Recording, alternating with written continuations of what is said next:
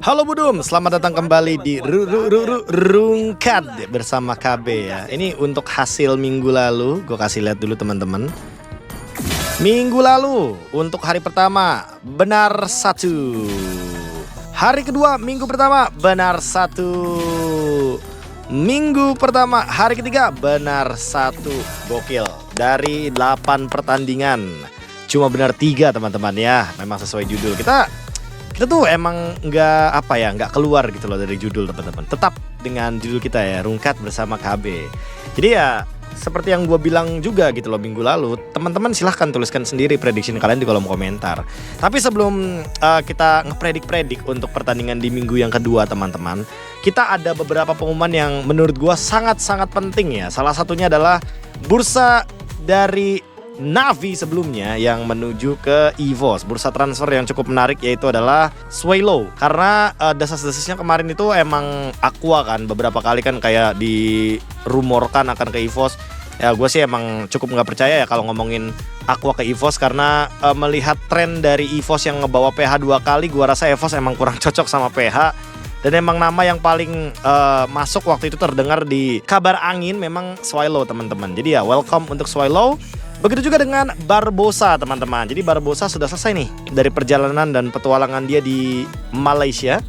Sekarang dia join lagi nih dari inactive menuju ke Bigetron teman-teman ya. Ya gue malah jadi penasaran sih sama Bigetron. Kayak kalau misalkan lu emang ada niatan untuk masukin roamer lagi gitu loh ke line up lu, kenapa lu jual key gitu loh? Atau jangan-jangan ya karena kebutuhan dari junglernya itu teman-teman. Jadi ya EVOS-nya tetap dapat key, tapi ya BTR juga dapat Anavel, fair enough, win-win solution. Dan mungkin itu yang terjadi trade-nya ya di belakang layar teman-teman.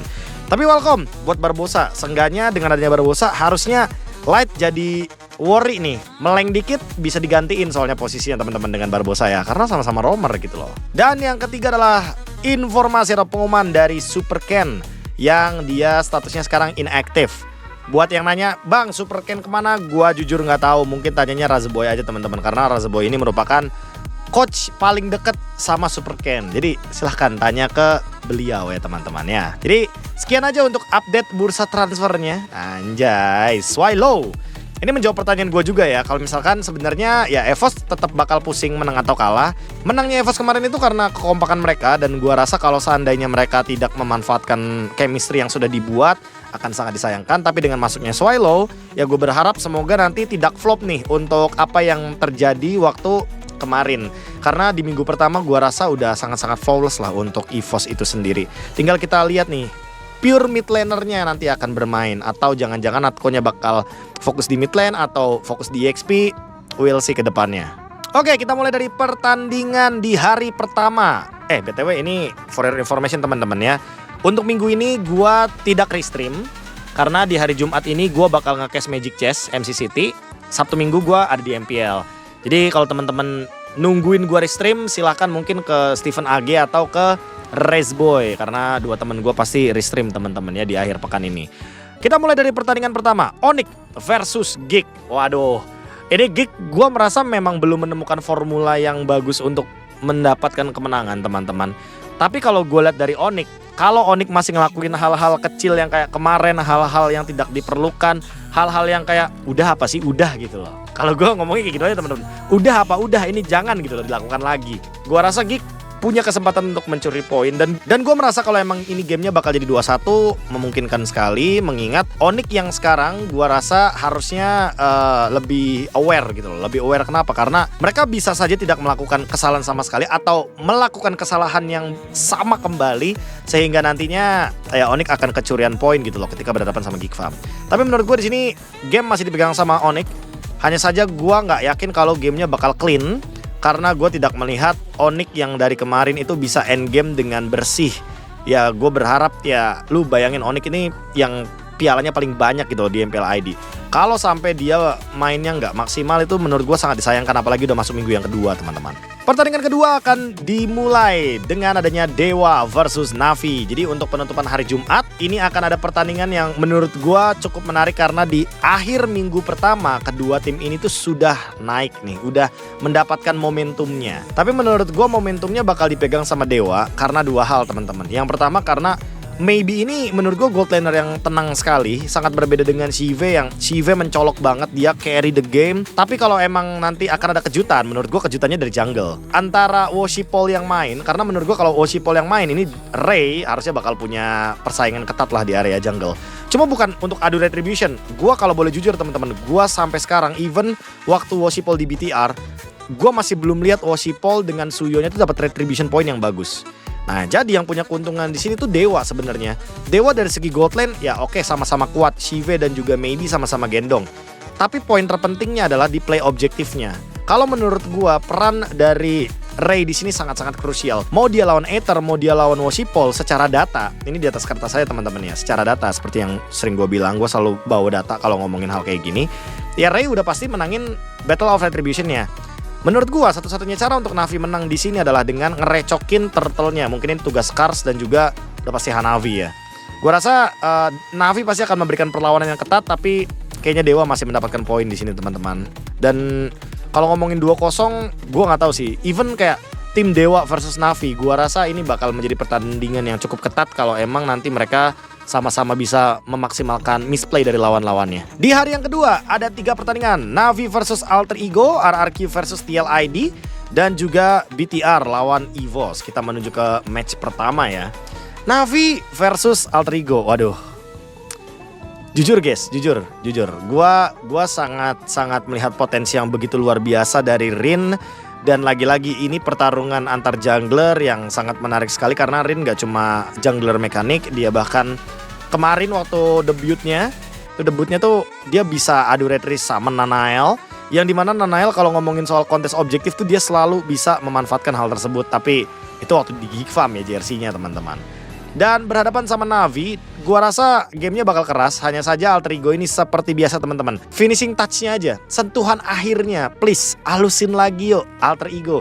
Karena kalau misalkan Alter Ego masih kayak di minggu yang pertama, wah jangan kaget kalau Na'Vi bisa menang 2-1 teman-teman. Karena gua rasa Alter Ego ini selalu kelemahannya itu ada di diri mereka sendiri. Kelemahannya itu ada di gerakan-gerakan tambahan mereka sendiri yang terkadang malah merugikan timnya. Jadi mungkin ini wake up call untuk Shaver, Rek, terus juga Navari ya, biar ngingetin anak-anak Alter Ego. Karena menurut gue ya, Alter Ego mau siapapun coachnya, kalau emang playernya masih bandel, wah ya udah, itu bakal muter terus looping gitu, looping dengan apapun yang terjadi di musim-musim sebelumnya. Sabtu ini ternyata ada pertandingan yang cukup keras teman-teman. Menurut gue bukan cukup keras lagi, tapi sangat keras. RRQ versus TLID. Wah ini kalau boleh jujur ya teman-teman ya, RRQ lagi on the track banget nih. Mereka walaupun tanpa Skylar, mereka bener-bener bisa memanfaatkan Toy dengan permainan yang sabarnya, safe zone-nya RRQ ini sekarang ada di gold lane-nya. Tapi jangkar permainannya itu ada di Rins. Menurut gua kalau ngomongin RRQ versus TLID sekarang itu udah bukan pertandingan Iron lawan Toy lagi, tapi pertarungan rotasi duo mid-nya menurut gua. Jadi seberapa nanti pertarungannya akan keras kita bisa lihat dari Idok Rins versus Widi dan Yehezkiel. Kalau misalkan di antara kedua atau dynamic duo mid laner ini ada yang menangin rotasinya, ada yang menangin rivernya, kemungkinan besar menurut gua kedua tim tersebut akan mendapatkan kemenangan. Dan gua merasa teman-teman ya, gua merasa TLID kemarin even lawan Na'Vi aja mereka tuh lagi kesulitan, mereka lagi struggling. Dan jujur gua nggak tahu apa yang terjadi sama TLID, kayak lu juara kemarin tapi secara kurva, secara grafis lu tuh menurun gitu loh TLID. Ini jujur ya teman-teman ya, TLID dari gelaran season 14 kemarin juara picknya tuh.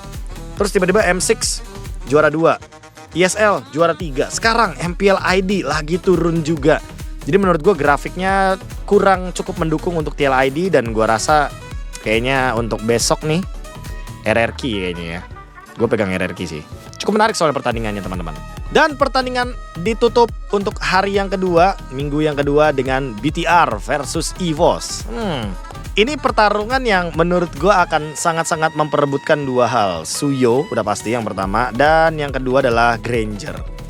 Gue malah lebih penasaran sama Erlan ya, seberapa jauhnya nanti dia akan berhadapan sama Eman ketika 1v1. Karena dari kemarin gue udah lihat gitu loh, kalau misalkan si Eman pegang Granger, dia kayak hampir pegang kendali gamenya lah. Sementara kalau kita ngomongin EVOS, ya rata-rata biasanya mereka bakal coba buat pegang kendali early-nya atau objektifnya. Makanya mereka suka banget untuk ngebawain kayak Suyo Jawhead. Jadi menandakan kalau misalkan ya perebutan kontes objektif akan sangat-sangat penting sekali di sini. Annabelle juga harusnya akan membuktikan ke EVOS apakah memang dia sebenarnya layak-layak aja untuk menjadi jungler utama. Karena menurut gua ketika melihat pertandingan ini teman-teman, yang gua tunggu adalah bagaimana Hengki yang membuktikan bahwa dia bisa menang rotasi, menang bush camp melawan Light, atau bahkan Annabelle yang jangan-jangan dia menang retri, menang kontes objektif ketika melawan Albert. Ya, gua pegang EVOS di sini. Alasan gua pegang EVOS karena gua masih belum nemuin jawaban dari Suyo Jawheadnya EVOS, dan kalaupun BTR ternyata menjawab hal tersebut, ya bagus untuk semua tim karena semua tim bisa langsung menirukan apa yang dilakukan sama BTR, yaitu adalah nge-counter permainan EVOS, yaitu adalah dengan menggunakan Suyo dan Jawheadnya yang sangat agresif di early game. Pertandingan di hari yang ketiga teman-teman akan dibuka dengan Geek versus BTR, Alter Ego EVOS, dan TLID lawan Dewa. Geek Farm versus BTR ini loh teman-teman yang menurut gue juga akan sangat-sangat membuktikan apakah Geek Farm sudah mulai bangkit atau belum ya. Karena gue dari kemarin masih belum ngeliat teman-teman ya dengan referensi satu game bahwa Geek Farm tuh sudah siap yang kayak bounce back banget atau menyiapkan draft yang kuat banget atau meta yang kuat banget, karena meta tank jungle masih belum bisa diefisiensikan. Patch baru terjadi tanggal 19 teman-teman, for your information. Dan gua rasa BTR harusnya udah dapetin eval sedikit ya. Ketika hari keduanya mereka habis lawan EVOS, pas lawan Geek harusnya mereka udah bisa lebih prepare dan mungkin mengurangi kesalahan-kesalahan yang sering mereka lakukan. Kayak nggak ada remnya, terus mungkin overhype. Ya, gue sering ngelihat hal tersebut di BTR soalnya. Overextend yang gak penting. Gue berharap semoga itu tidak terjadi ya waktu lawan Geek Farm. Alter Ego versus EVOS. Nah ini nih pertandingan yang menurut gue akan lebih menarik.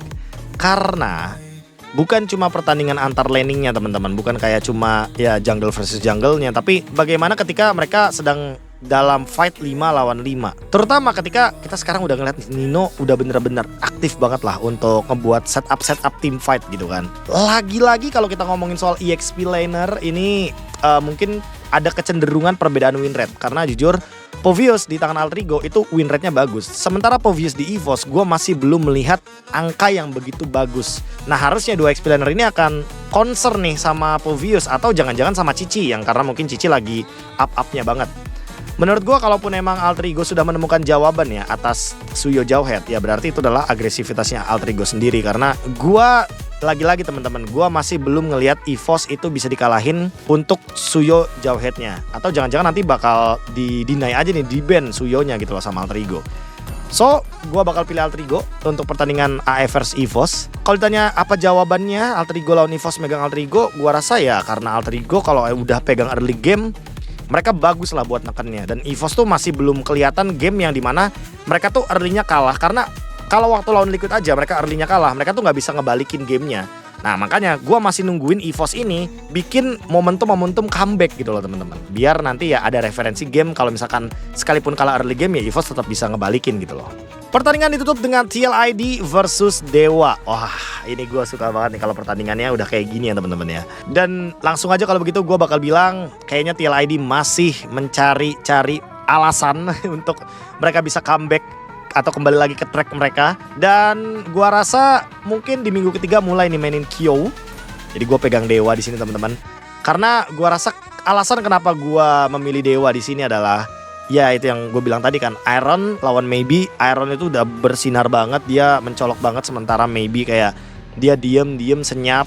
Tapi kalau ngomongin kontes retri, wah ini bakal jadi pembuktian buat Ray. Harusnya Ray bakal panas banget teman-teman. Dan kita tinggal tunggu nih apa yang nanti bakal diberikan untuk kedua XP laner. Karena kemarin gue juga waktu di minggu pertama ya ngeliat Sorizo bagus banget mainnya. Jadi gue menaruh sedikit sedikit mungkin harapan agar bisa melihat dua XP lanernya bikin setupnya tuh yang manis-manis gitu loh. Karena nggak tahu gue kalau di meja analis sekarang lagi hobi banget mantau XP.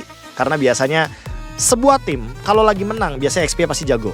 Sesimpel itu kalau mau nyimpulin teman-teman. Karena berarti ya setupnya bagus gitu loh. Dan disupport sama teman-temannya.